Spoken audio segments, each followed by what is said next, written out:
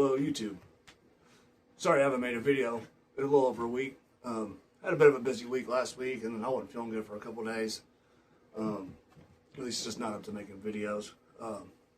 But I've been wanting to make this one. I got a couple videos I got planned out or I plan to make. So recently, a little less, probably 4 or 5 days ago, maybe 6, I finished Gates of Fire by Steven Pressfield. I want to talk about this book some. Really great read, just right off the bat. First impression, this is like a 9 out of 10. If you haven't read Gates of Fire, if you're interested in historical fiction at all, this is a pretty well-known book. It is commonly taught in military schools and is kept in military libraries, so it's pretty well known. And honestly, I knew that going into this. It's also kind of one of those books, if you're into historical fiction, it's kind of like one of those books you really got to try, like Pillars of the Earth, and War and Peace, and some stuff like that. Really well-known historical fiction. So, but anyway, so I'll kind of just get my immediate thoughts out of the way and what I thought about the book before I even started reading it. Of course, when I heard it was a military book, I wasn't so sure about it, which I like, military stuff. It's a lot of what I read, honestly, but from the way people talked about it, they made it sound like it was some kind of like tactical breakdown and stuff, which I do like things like that, but I wasn't so sure about it. I already know quite a bit about ancient Greek warfare, so, but it wasn't quite what I thought it would be. So, and I enjoyed this book quite a bit. So, so if most people will know what this book is about, at least the main story of it, right? And it's the 300 Spartans and the stand of Thermopylae against the Persians. Now, what common knowledge, most people know about this, first impressions might think that there were only 300 Spartan soldiers there, and that wasn't really the case. And not only were there other Greeks there, but there were technically other Spartans, maybe not Spartan citizens, but people from Sparta, because at least the way Steven Pressfield does it, and I actually like that he does this. I think it makes it, he does use a lot of Greek terminology, and you'll see it, throughout the book. But he also uses more what reads better for like an English-speaking audience. So he uses words like knight and squire, even though there's almost certainly they didn't use words like that in ancient Greece at the time. So, and if anybody knows anything about languages, they know Greek is very different, especially ancient Greek. But anyway, so, and I think it's quite interesting that he makes it pretty. Steven Pressfield makes it pretty clear that it's not just the 300 Spartan soldiers there, and I really like that about this book, because I was aware of that already. I have a personal interest in history, so I was glad that he made it very clear that it wasn't just the 300 Spartans, and every Spartan soldier, they have their own sort of entourage. Most of them have more than one squire, is the terminology he uses. So they have what is essentially a whole, maybe not a caravan with them, but their own group of people that kind of take care of them and cook for them and do all these things for them, right, and help them with their armor and their weapons. And it's pretty great. And this is and another great part about this book is it's a really clear picture into what Spartan society is like. And if all you know is the 300 movie, I think you're going to be in for a bit of an education, because the 300 movie's great. I love it. I think it's a fantastic movie. It's one of the reasons I'm interested in history, to be honest. It's still a good movie. I still would watch it and enjoy it.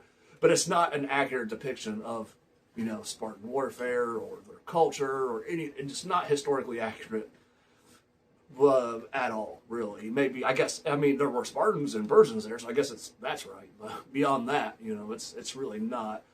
Especially in that 300 movie, they portray, I think the only other Greeks in that movie, they say they're the Athenians, which is also not true. There's quite a few different, Greek tribes or city, Greek citizens, whatever terminology you want to use for it. This is the era of the free states, or free city-states in Greece. So, but of course, but it takes a really good look into what Spartan society is like, too. And I have a feeling Steven Pressfield did a lot of research on this.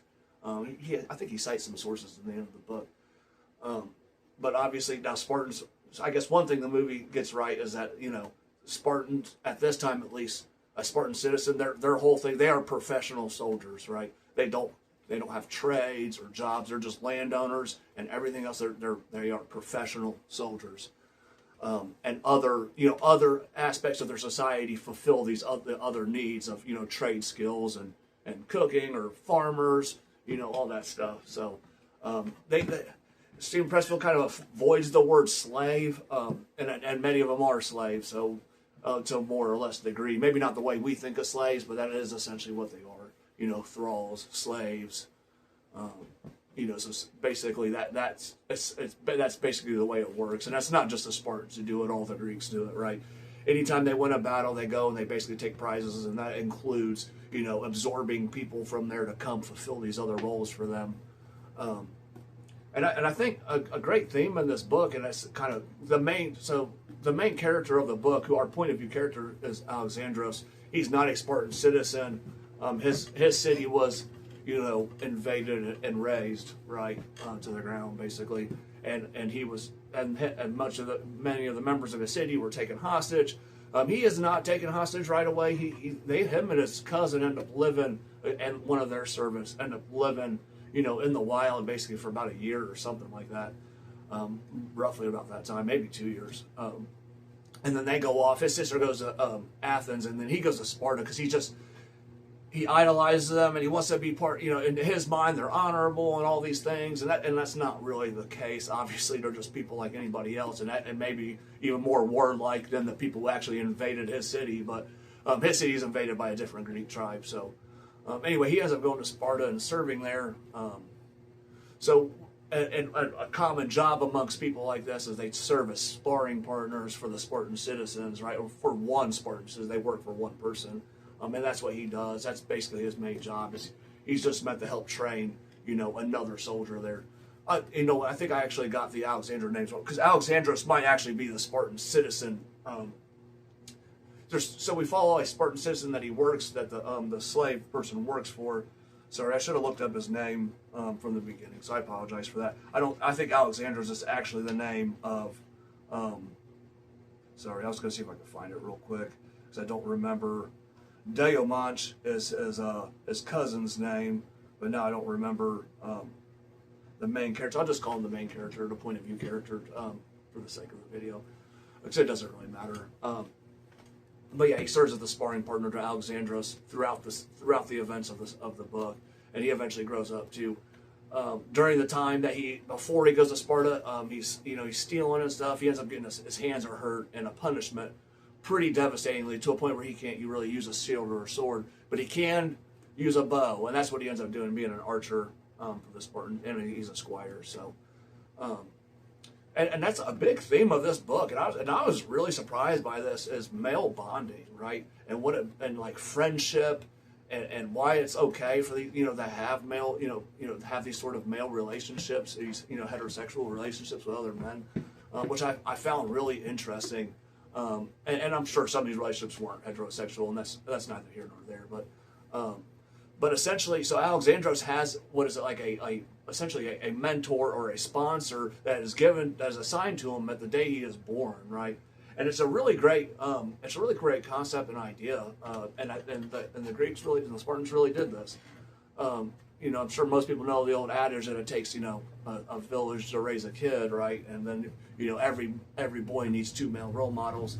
I don't know if that comes from ancient Greece, but it very well might. So, but anyway, so his sponsor or his mentor is essentially like a father figure to him, except that he can do things and talk to him about things that a father normally can't, right? And anyone who has kids will understand this, right? There are just certain things that you just can't do because you're the parent of this kid, right, or of your son. You're your son's father, and there's times where it's just too difficult for you to follow through on certain punishments and do all that is necessary, right? And you're often you're aware of it, but that's the whole point, right? There are just things that a father can't do, right? And I think it makes a lot of sense, and I think they do Steven Pressfield does a really great job of portraying this, right?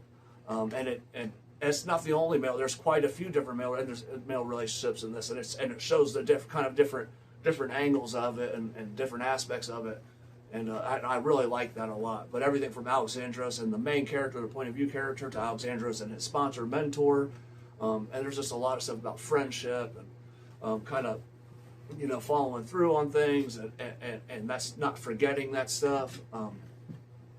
Because there's another character who's a slave character whose name's Rooster. I remember that, and he gets banished from Sparta because he just keeps breaking rules. I can't remember the exact thing that gets him banished there at the end, but something happens, and he just actively and openly hates the Spartans the whole time he's there. They know it, but he's a good a good fighter and a good soldier, so they make kind of exceptions for him.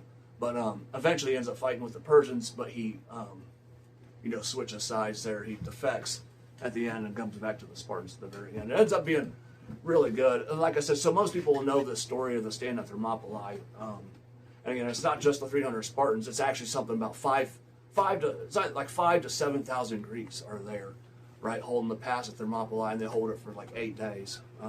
It's definitely 3 to 4 days of battle. There's a few days where they don't even fight. Anyway, so all the depictions of the actual fighting itself is fantastic. I mean, you feel like you're there, right? So he does an excellent job of portraying these fights. But to circle back on the male bonding, there's like a crack group of some Spartans and a few other Greek tribes. It's only maybe 14, 15 guys.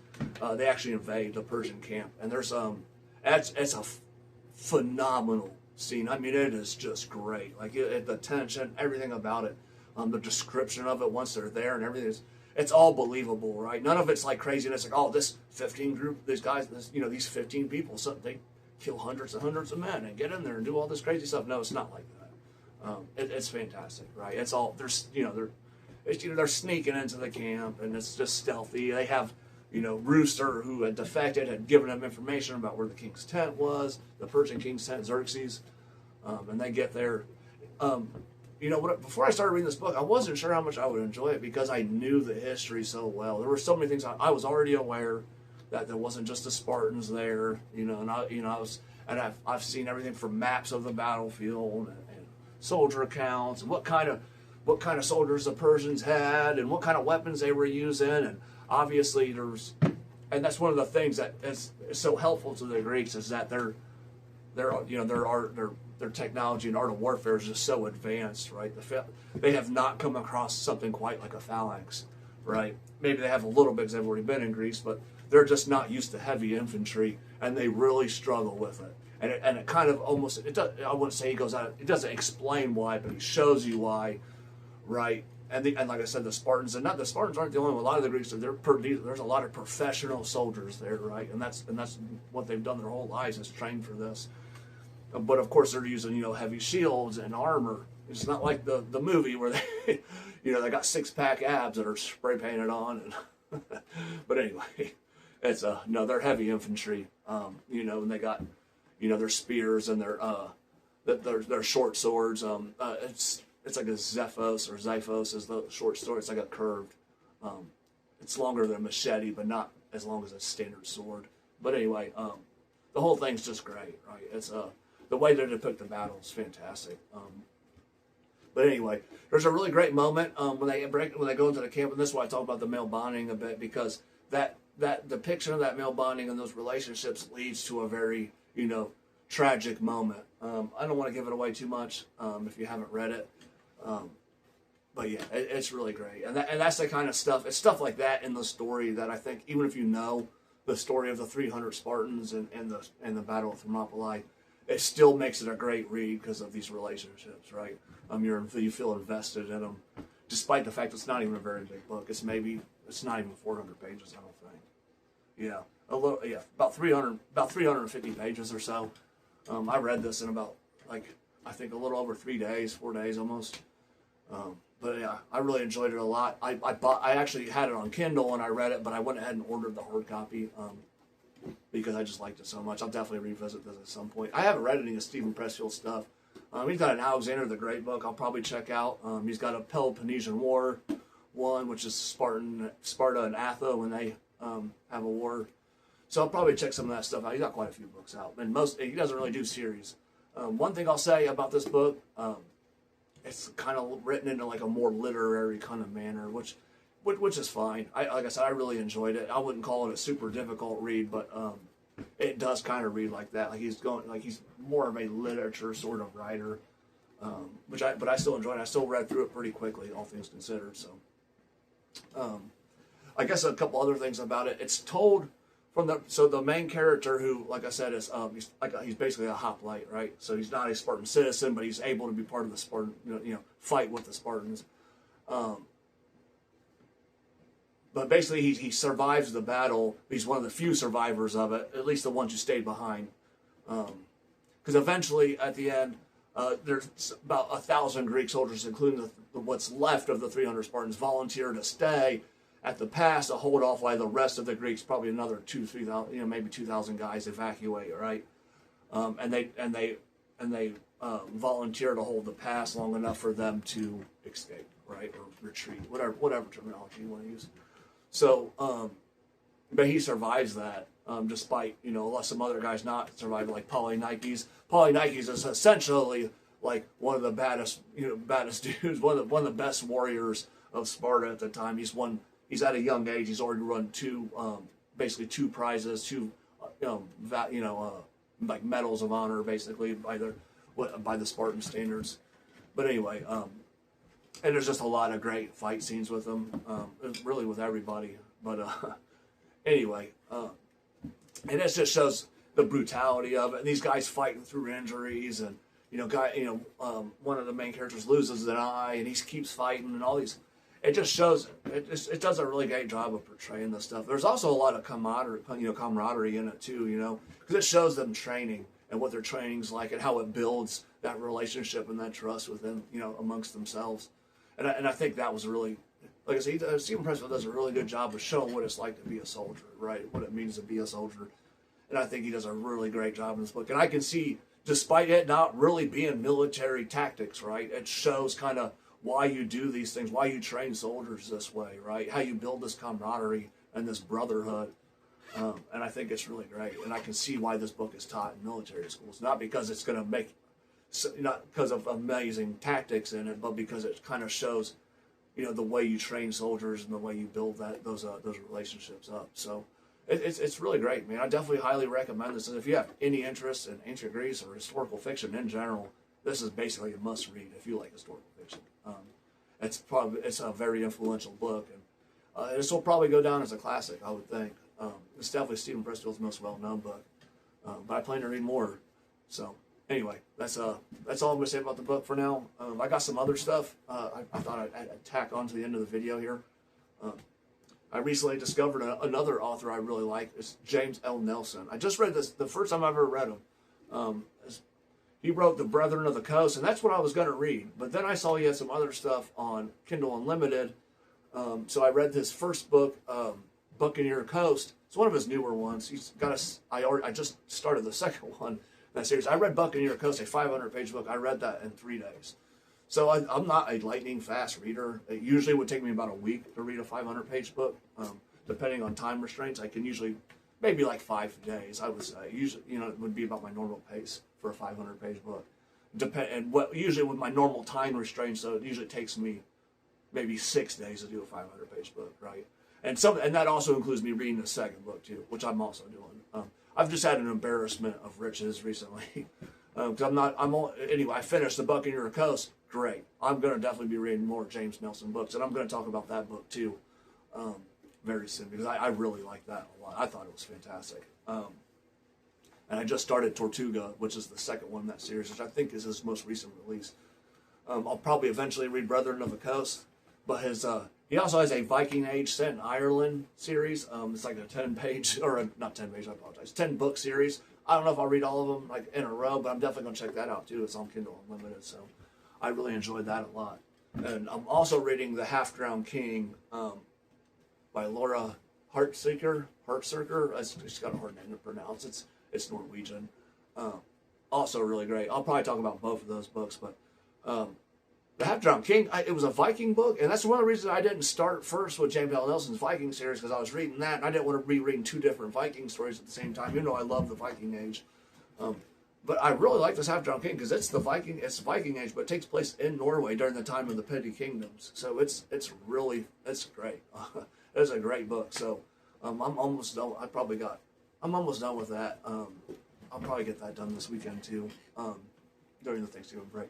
But I'm gonna make some more videos. I've read some other stuff recently too. I read Conan and the Emerald Lotus.